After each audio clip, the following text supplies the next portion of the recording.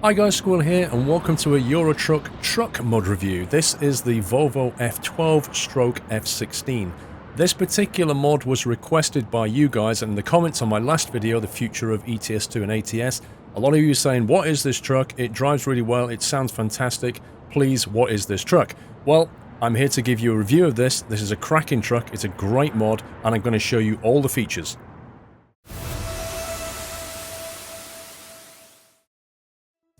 So first of all, where do you get the truck from?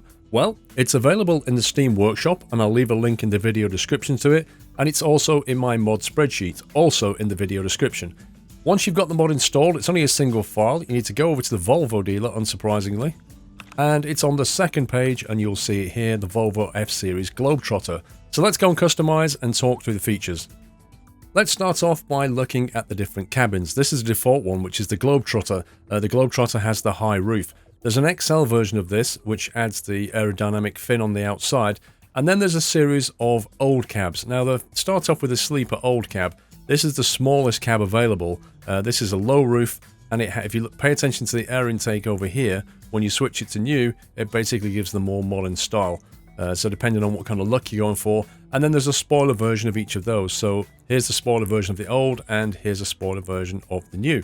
And then you've got the Globetrotter. So, you know, whatever style you're going for, whether it's like really old school or whether it's slightly more modern with a high roof, you've got your choices. Let's take a look at the power and transmission next. So, starting off, we have the chassis variations. There are 4 chassis variations on this truck. There's the standard 4x2 with the very large tank. Then we switch to the 6x2, which of course adds another axle and sacrifices some fuel capacity. Then we've got the tag lift version of the 6x2. And then we've got the dual axle powered 6x4. All of them pretty sturdy, pretty standard chassis options. Now, engine. There's only 2 engine options on this truck. The 465 and the 385 horsepower.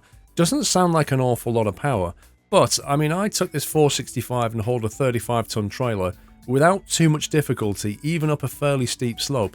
Now, you would, of course, struggle if you started to go over 35 tons up some steep slopes. It would start to get a bit iffy. But as it stands, the 465, I've tested it, definitely okay, up to at least 35 tons. Finally, we have the transmission options. Now, the transmission is very simple on this truck. It's a 12-speed with or without a retarder.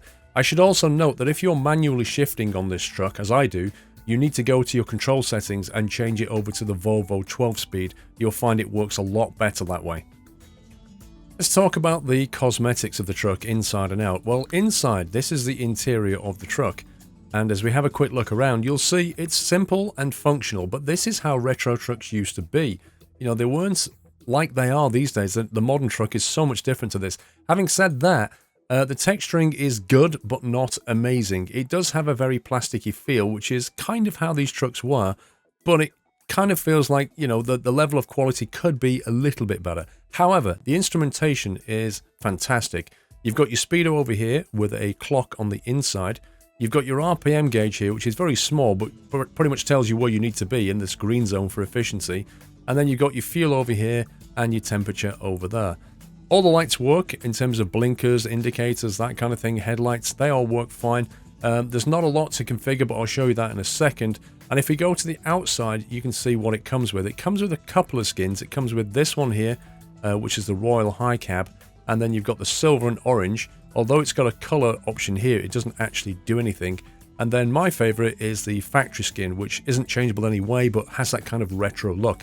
Having said all of that, there are various skins available from mod authors, so you can change this to however you want. And also, you've got the option to either color it or just metallic color it to your liking. Okay, so on to the external accessories. Now, there are a decent number of dots on this, but some of them don't actually do anything. So let's work our way through them. So on the top here, surprisingly enough, this dot actually controls the interior lighting if you want it to, or we'll stick a beacon on here like that. So you can put a beacon on here, or you can basically control the light that's on the inside. Now, the light illuminates on the same button as the beacon. So if you press your beacon key and you've got a beacon, then you'll get the beacon lights. Otherwise, it will turn an interior light on and off. This dot here controls the horns. The horns do work. They're not brilliant sounding, but they do actually work. You've got a square option, a round chrome, and a simple round that isn't shiny. Then you've got this dot here, which controls the accessory lights that go along the top there. So you've got the outer orange, the outer white, you've got 5 orange and 5 white. And you can use these in combination with the next dot to get the kind of look that you're after. So this one here has the 3 slots, and on these 3 slots, it does, ignore my 50k mods, but it does actually work with them. It does actually come with some of its own lighting, if I can find it. There you go. F12 here, anything that says brackets F12 is something that came with this mod. So you've got basically covered and uncovered versions of the light. Now this one like pops up, but this one hangs down, so you could use it down here.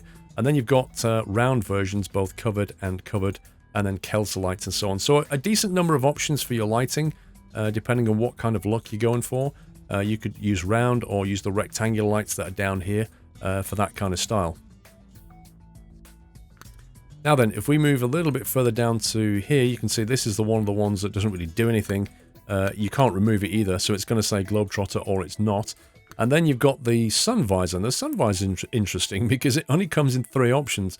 Blue, green, and red. So again, depends on what kind of look you're going for, and you could actually just remove it altogether if you want. You can put curtains on, which I'll show you in a second, which is another option. And then you've got this kind of custom thing, which is obviously if you change a decal, you could add some more look to the window, but by default it doesn't actually do anything.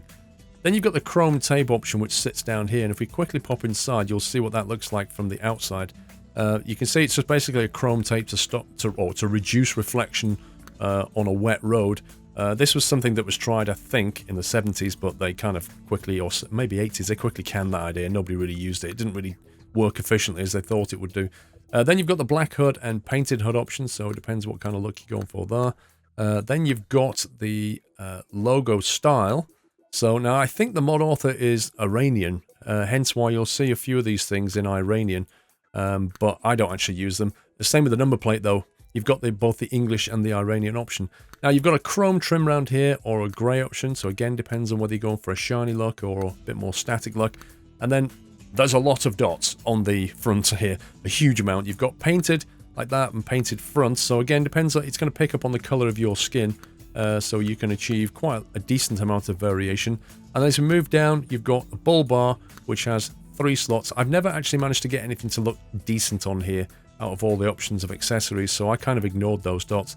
And then you've got one over here which has wiper lights. Now, I honestly wish the wiper lights actually worked, but I don't think there's anything in the game that they can hook into. The 3 wipers that go across work fine, but this one doesn't actually do anything.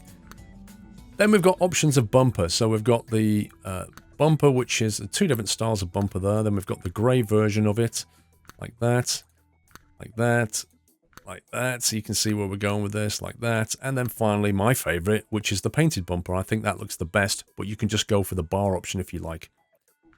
So this is what I was talking about, the various Iranian plates that you can put on. But you can also, down here, you can put on these mud guards, which I'll scroll down to like that. So you can have little Volvo mud guards going on, or you could have that kind of style, depending on what you're going for. And then finally, if we come down to here, we've got a black trim and a paint trim. Now notice those trims sit in front of the mudguard itself, so depending on whether you want to have that happen or just have the mudguard exposed, again, depends on the look you're going for. This dot here doesn't actually do anything, it's just a doorstep, but this one will actually remove the top pedal here, as you can see, completely blanking out, so you've just got one. So it depends whether you want to have 2 steps or just go for a more stylistic look. This here is painted or is a matte black, and then this one is pretty much the same, matte black or painted.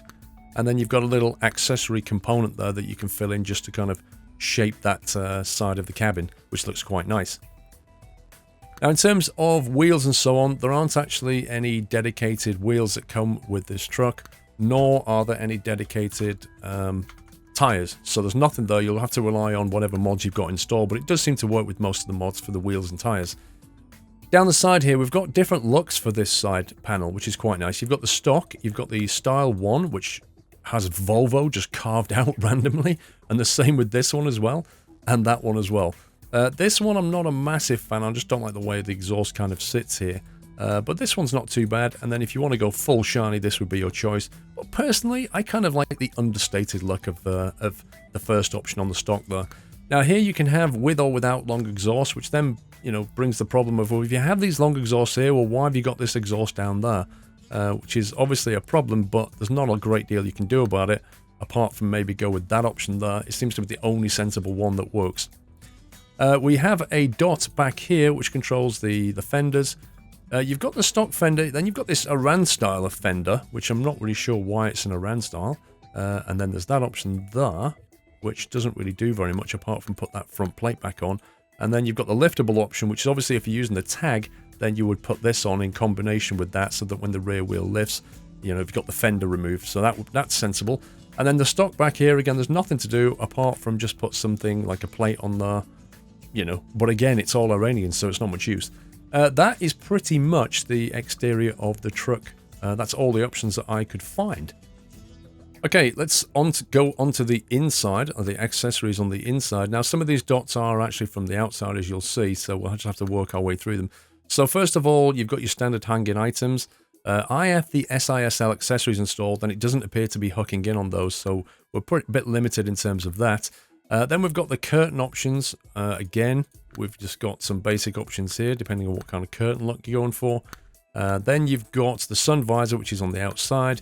You've got a whole army of dots that you can decorate to your heart's content. That was the option that we saw earlier. Same with that one. Same with that one. This one, now this is interesting because this one actually presents you with another 4 dots, but these dots hook into the SISL accessory pack. So I don't quite understand why this one hooks into the SISL pack and then this one doesn't. So, for example, you can do all kinds of weird things like have floating ashtrays, floating bottles and mugs, and just, you know, randomly have things like that that don't really work, but when you come down here, well, all you can do is a couple of bags and a cool box. I don't quite understand how that works. I would like it if the author would add full SISL integration to give us a lot more choice there. But never mind, we've got an option here, which again just gives you standard sort of stuff, so you can put your shades over there. And then on the seat, you've got the usual bag or laptop. Nothing interesting there. Oh, I didn't do the paint option. Quickly just jump to the outside on the mirror. I forgot that one. You've got the black metal, you've got the painted, you've got painted option and black metal. So what's going on here is you've got the little mirror and the big mirror, and essentially it's giving you variations on whether you want the big mirror to be on the top or the little mirror to be on the top. In terms of the wheel, you actually get some variations here. You've got the, in quotes, expensive option, which are these two. This one looks like it's been wrapped in like tape or something. Then you've got that option there, and then you've got this horrendous thing, and then there's the standard plastic. So you have got some options here, and it does seem to have SISL integration as well, so you can get all kinds of, you know, crazy steering wheel handles. Plenty of options. There's a TomTom navigator that you can stick over there, but that is the only one. There's nothing else going on over here. No option to put the sat nav over there. And then round the back, you've got nothing at all. So that is all of the options of the interior cab. And that is basically the truck. So let's take it for a drive, and I'll tell you what it's like to drive.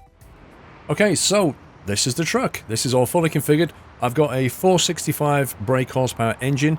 I have a 12-speed with retarder transmission. I've got a 6x4 chassis, and that gives us about 800 litres of fuel capacity. I've also set my control settings to have manual H-shifter, and I've selected the Volvo 12-speed as the gearbox. Now then, let's listen to what it sounds like on startup.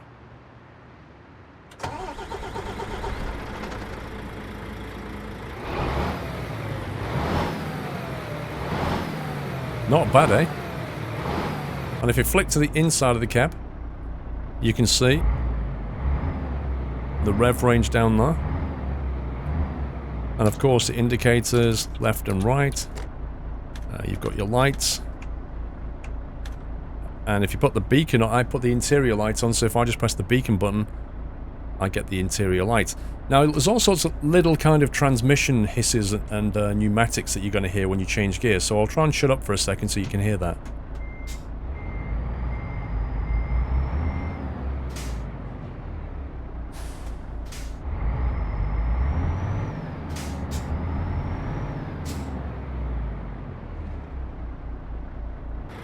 So let's just reverse in, and we'll pick up this trailer, and we'll take it for a little spin, and I'll tell you what it's like to drive.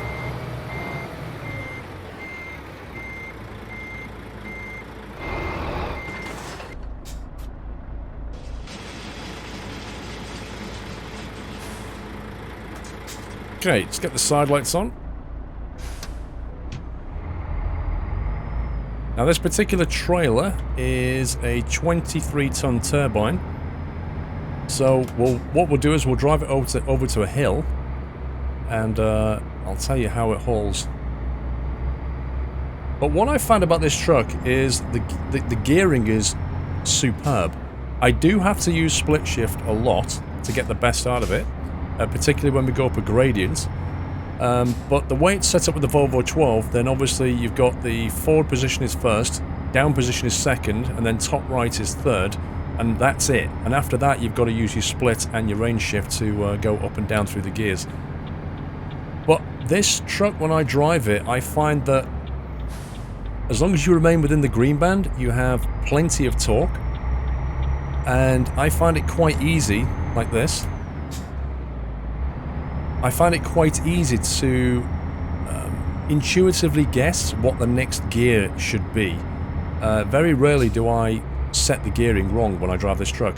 There are plenty of trucks where that isn't true, the ones that I drive. I always drive them in manual shift. If you're driving it in automatic, you won't really notice this problem anyway. But for example here, I know what gear to drop down into so that I've got the right rev range when I make the turn. And that's definitely a plus point about this truck. It just feels intuitive. For some reason the indicator doesn't always cancel. I've noticed when you go around a bend and you straighten up, it doesn't always cancel, but that's just a minor thing. Most of the time it does. Let's get ourselves over to a hill and see what it hauls like. So I decided to ditch that trailer. 25 tons isn't enough. I decided to instead put on a 45-ton trailer and bring ourselves over to Iceland and take it up a rather twisty, hilly bit of road in Iceland in Pro Mods. So let's try it. We'll kick off in... actually, I'll probably leave that on so you can see what gear we're in. We're in 1L at the moment. 465 engine on a 25-ton was just not going to cut the mustard. So I thought to myself, let's up the ante. But you can see it has no problem hauling it with this very slight incline from a standing start. The 6x4 chassis is definitely helping at this point. But the gear changes remain quite smooth. This is a single track road, so we don't need to worry about anything coming the other way. But we do need to worry about bits of rock like that.